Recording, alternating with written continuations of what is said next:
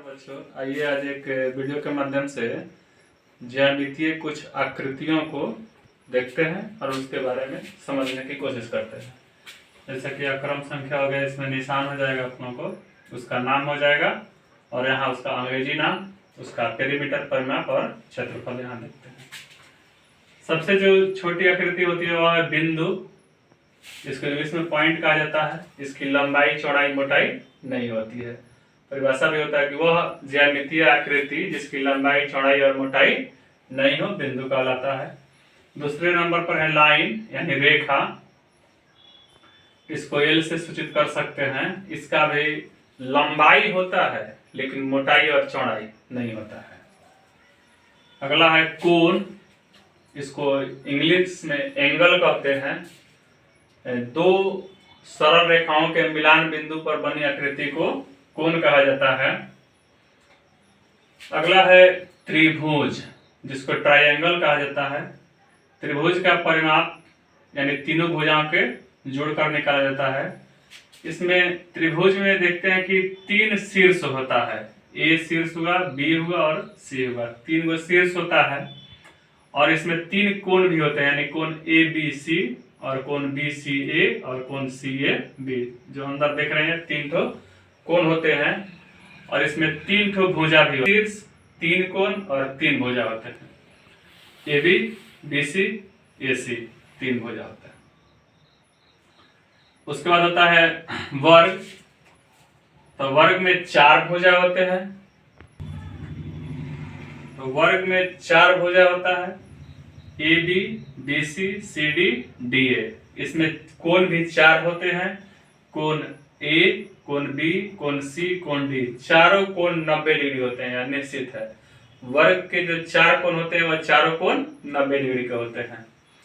और इसमें भी चार शीर्ष होते हैं, शीर्ष ए बी सी डी। अगर हम विकर्ण खींचें तो बी से डी, बी डी और ए से सी, ए सी विकर्ण खींचा जा सकता है। इसको वर्ग कहते हैं, इंग्लिश में स्क्वायर लिखते हैं। इसका अगर परिमाप निकालना हो तो वर्ग का परिमाप बराबर होता है 4 गुने भुजा, यानी 4 गुने साइड। यानी चाहे चारों भुजा का जोड़ लेंगे, यानी A B plus B C plus C D plus D A. तो चारों भुजा तो बराबर है, तो एक भुजा के माप लिख के 4 से मल्टीप्लाई कर दें, चाहे चारों भुजा के माप को लिख करके जोड़ दें, तब उसका परिमाप निकल जाता है। उसके एरिया निकालने के लिए क्षेत्रफल भुजा का स्क्वायर कर देते हैं, यानी एक भुजा का माप जितना है उसमें उतना ही से अगर गुना कर देते हैं तो इसके पूरे क्षेत्रफल निकल जाता है, एरिया। अगला है आयत यानी रेक्टेंगल। इसमें भी चार कोण होते हैं। चारों कोण समकोण होते हैं, यानी 90 डिग्री के होते हैं। इसकी आमने सामने की भुजाएं बराबर माप की होती है, समानांतर होती है, परंतु एक जोड़ी ही भुजाएं बराबर माप की होंगी। जो दूसरी जोड़ी भुजा होती है आमने सामने की, वह अलग से फिर अलग आपस में बराबर माप की होती है। तो जो सबसे लंबी भुजा होती है उसको लेंथ यानी लंबाई कहते हैं, और जो छोटी वाली जो दो भुजा है उसको ब्रेथ यानी चौड़ाई कहते हैं। इसमें भी चारों कोण समकोण हो गए और यह ए डी तथा बी सी आपस में आमने सामने किए तो ये दोनों लंबाई में भी बराबर होंगे और समानांतर भी होंगे। तथा फिर ए बी और डी सी लंबाई में भी बराबर तथा समानांतर भी होंगे। इसको इंग्लिश में रेक्टेंगल कहा जाता है। अगर इसका परिमाप निकालना हो तो A B plus B C plus C B plus D A, यानी 2 बार ए डी बी सी को है तो दोनों बराबर है तो 2 बार ए डी प्लस 2 बार ए बी और बी सी डी सी बराबर है तो 2 बार ए बी। तो इसको ऐसे लिख सकते हैं कि 2 एल प्लस बी, यानी एल का मतलब लेंथ और बी का मतलब ब्रेथ, चौड़ाई। अगर एरिया निकालना हो तो एल गुना बी, लंबाई गुना चौड़ाई। इस तरह से हम आयत का क्षेत्रफल निकाल सकते हैं। अगला है वृत्त, सर्किल। इसके बीच में एक केंद्र होता है और एक घेरा होता है। इस घेरा को परिधि कहते हैं। इंग्लिश में इसका स्पेलिंग होता है सर्किल। इसके परिधि निकालने का यानी इसके घेरा के कुल लंबाई निकालने का सूत्र होता है परिमाप का 2 पाई आर। जहां यह जो आकृति आप लोग देख रहे हैं, अगर पहली बार देख रहे हैं तो इसको पाई कहा जाता है और इसका मान जो होता है संख्यात्मक मान वह 22/7 होता है। तो 2 पाई आर इस वृत्त का परिधि हो जाता है। और अगर इसका पूरे का इस संपूर्ण भाग का क्षेत्रफल निकालना हो तो उसका क्षेत्रफल होता है पाई आर स्क्वायर। इसी वृत्त को अगर कट कर दें तो यह जो आकृति बनता है इसको अर्धवृत्त कहते हैं, यानी वृत्त के आधा भाग को अर्धवृत्त कहा जाता है। अर्धवृत्त को इंग्लिश में सेमी सर्किल कहा जाता है। सेमी सर्किल का परिमाप होता है पाई आर, यानी इसका आधा, इस वृत्त का पूरे का आधा, प्लस फिर यहाँ से यहाँ तक जो घेरा बन रहा है इसके लिए 2 आर, यानी यहाँ से इधर 1 आर और यहाँ से इधर 1 आर, यानी कुल इसमें 2 आर होता है। पाई आर प्लस 2 आर, इसी में अगर हम आर को कॉमन ले लेते हैं यहाँ तो पाई प्लस 2 हो जाता है, यानी अर्धवृत्त का परिमाप बराबर आर इंटू कोष्ठ में पाई प्लस 2। और इसका अगर क्षेत्रफल निकालना हो तो अर्धवृत्त का क्षेत्रफल बराबर होता है पाई आर स्क्वायर बटा 2, यानी पूरे वृत्त का क्षेत्रफल में 2 से अगर हम भाग दे दें तो वह हो जाता है अर्धवृत्त का क्षेत्रफल। अब इसमें जो हम रेखा देखे हैं तो रेखा 2 प्रकार के होते हैं, एक होता है सरल रेखा, दूसरा है वक्र रेखा।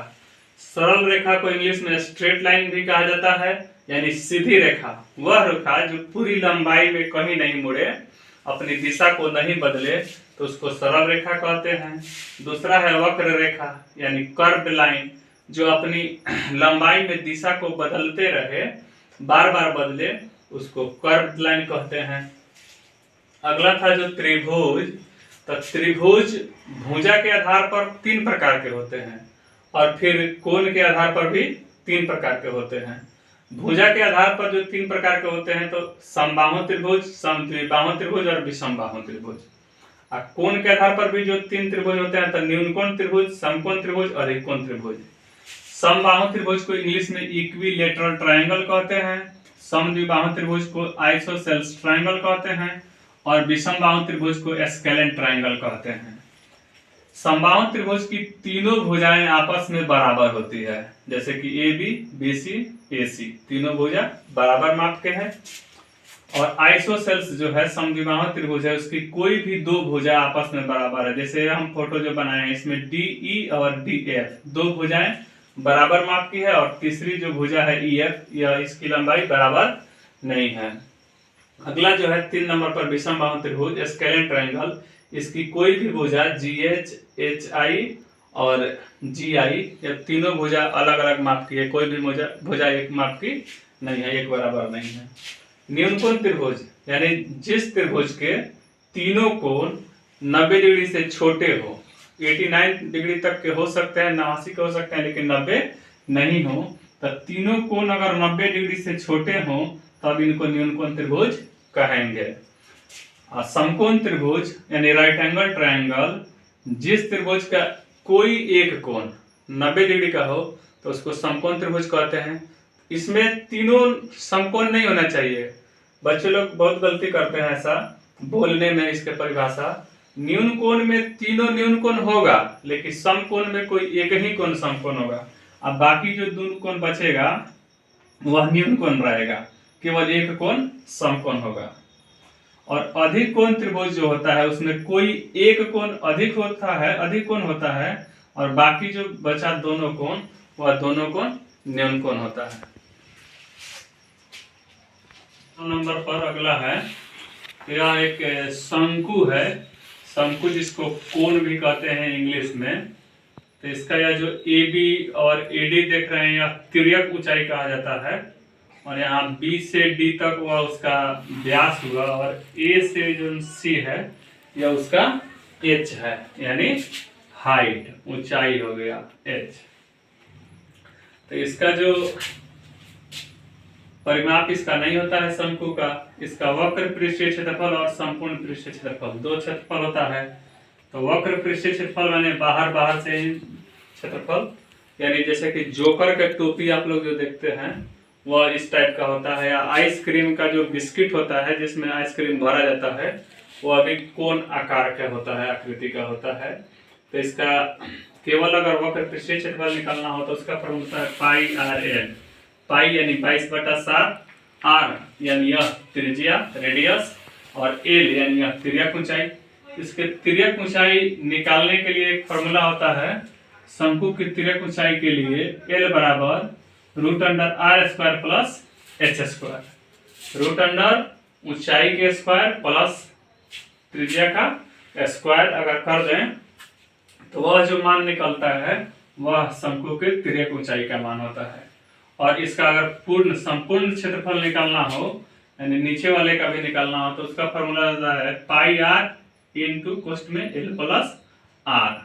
अगर इस शंकु का आयतन निकालना हो कि उसमें हवा कितना भरेगा या पानी कितना भरेगा तो उसका वॉल्यूम हो जाता है पाई आर स्क्वायर एच बटा 3। अगला होता है वेलन। वेलन का यह ऊपर और नीचे यह जो देख रहे हैं आप लोग ये त्रिज्या हो जाता है और यहाँ से यहाँ तक का यह उसका ऊंचाई कहलाता है। बेलन को इंग्लिश में सिलेंडर कहते हैं। इसका भी परिमाप नहीं होता है और बेलन का वक्र पृष्ठीय क्षेत्रफल होता है 2 पाई आर एच। यानी अगर बेलन की आकृति का उदाहरण आप लोग ड्राम कह सकते हैं। ड्राम जो देखते हैं तो अगर उसके चारों तरफ का क्षेत्रफल निकालना हो, ऊपर वाला पेंदी और नीचे वाला पेंदी का क्षेत्रफल नहीं निकालना हो तो उसको वक्र पृष्ठीय क्षेत्रफल कहा जाता है। तो वक्र पृष्ठीय क्षेत्रफल के लिए फॉर्मूला होता है 2 पाई आर एच। और संपूर्ण पृष्ठीय क्षेत्रफल निकालना हो यानी ड्राम के चारों तरफ का भी क्षेत्रफल निकालना हो और ऊपर और नीचे पेंदी का भी और ऊपर ढक्कन का भी क्षेत्रफल निकालना हो तब उसके लिए फॉर्मूला हो जाता है 2 pi R into R plus H. और अगर उस ड्रम का आयतन निकालना हो कि उसका आयतन कितना है, उसमें हवा कितना भरा है या पानी कितना भरा जा सकता है तो उसका फॉर्मूला होता है पाई आर स्क्वायर एच। पाई यानी 22/7, आर यानी उसके त्रिज्या का स्क्वायर और एच यानी उसकी ऊंचाई। उस तरह से होता है गोला, फुटबॉल की आकृति के टाइप। यह सब जो देख रहे हैं सब त्रिविमीय आकृति है, 3 डायमेंशनल। तो गोला का इंग्लिश में नाम होता है स्फीयर। इसका परिमाप पेरीमीटर नहीं होता है और इसका वक्र पृष्ठीय क्षेत्रफल भी नहीं होता है। इसका संपूर्ण पृष्ठीय क्षेत्रफल निकलता है। तो गोला के संपूर्ण पृष्ठीय क्षेत्रफल का फॉर्मूला होता है 4 पाई आर स्क्वायर। 4 22/7 आर के स्क्वायर यानी उसका जो त्रिज्या है उस त्रिज्या का स्क्वायर कर देंगे। अगर उस गोला का आयतन निकालना हो यानी वह गोला खाली है, फुटबॉल खाली है, उसमें कितना हवा भरा जा सकता है तो उसका आयतन निकालने के लिए 4/3 पाई आर के क्यूब। ध्यान रखिएगा जब आयतन निकलेगा तो गोला के आर में क्यू होगा और जब क्षेत्रफल निकलेगा तो आर का यहाँ स्क्वायर होगा। उसके बाद होता है अर्धगोला यानी गोला का आधा, उसका इंग्लिश नाम होता है हेमिस्फेयर। इसका भी पेरीमीटर नहीं होता है और इसका वक्र पृष्ठीय क्षेत्रफल होता है। गोला का वक्र पृष्ठीय क्षेत्रफल होता है 2 पाई आर स्क्वायर और गोला का संपूर्ण पृष्ठीय क्षेत्रफल अगर कह दिया जाए तो वह होता है 2 पाई आर स्क्वायर प्लस में पाई आर स्क्वायर एक और यानी 2 और 1 3 पाई आर स्क्वायर। और अगर अर्धगोला का आयतन निकालना है तो अर्धगोला के आयतन के लिए फॉर्मूला होता है 2/3 पाई आर क्यूब। अगला हम लोग देखते हैं, अगला है घन। इसको क्यूब कहते हैं इंग्लिश में। इसमें 12 साइड होते हैं। देखिए यहाँ से 1 2 3 4 यानी इसको ऐसे समझ सकते हैं, एक ऊपर एक नीचे, 2 अगल बगल, 2 4 हुआ। ऐसे यहाँ से 1 2 3 4 5 6 7 8 9 10 11 और 12। इसमें 12 किनारे होते हैं। तो अगर घन का परिमाप कहे निकालने के लिए तो इसमें एक किनारे की लंबाई गुने 12। तो घन का परिमाप हो गया 12 गुना 1 भुजा यानी एक साइड। इसका वक्र पृष्ठीय क्षेत्रफल होता है 4 इंटू ए का स्क्वायर यानी एक भुजा का स्क्वायर। अगर इसका संपूर्ण पृष्ठीय क्षेत्रफल निकालना हो तो होता है 6 गुना साइड के स्क्वायर। 6 इसलिए क्योंकि इसमें 6 फलक होते हैं, एक नीचे एक ऊपर, 2 अगल आमने आगे और पीछे, 2 4 एगो अगल एगो बगल यानी बाएं और दाएं, 6। घन और घनाभ में फलक 6 होते हैं। तो इसलिए 6 ए का स्क्वायर क्योंकि ये इसका सभी भुजा बराबर है। और घन का आयतन का हो जाता है साइड के क्यूब यानी एक भुजा गुना दूसरा भुजा गुना तीसरा भुजा, तीनों भुजा बराबर है यानी क्यूब। घन का आयतन हो जाता है तो ए के क्यूब यानी साइड के क्यूब। घनाभ में इसमें आमने सामने की भुजा बराबर होता है। जैसा कि इसका घनाभ का उदाहरण हो जाएगा ईंट, और घन का उदाहरण हो जाएगा जो लूडो का पासा होता है जिसको इंग्लिश में डाइस कहते हैं वह। तो घनाभ के लिए इंग्लिश में शॉर्ट वर्ड होता है क्यूबॉइड, और इसका पेरीमीटर होता है 4 × L + B + H, यानी लंबाई जोड़ चौड़ाई जोड़ ऊंचाई का 4 गुना। घनाभ का वक्र पृष्ठीय क्षेत्रफल होता है 2H × L + B, यानी लंबाई और चौड़ाई का जोड़ और गुना 2 गुना ऊंचाई। और इसका वक्र पृष्ठीय क्षेत्रफल होता है 2 × LB + BH + HL, और घनाभ का आयतन होता है L × B × H, लंबाई गुना चौड़ाई गुना ऊंचाई। आज के लिए इतना ही, थैंक यू।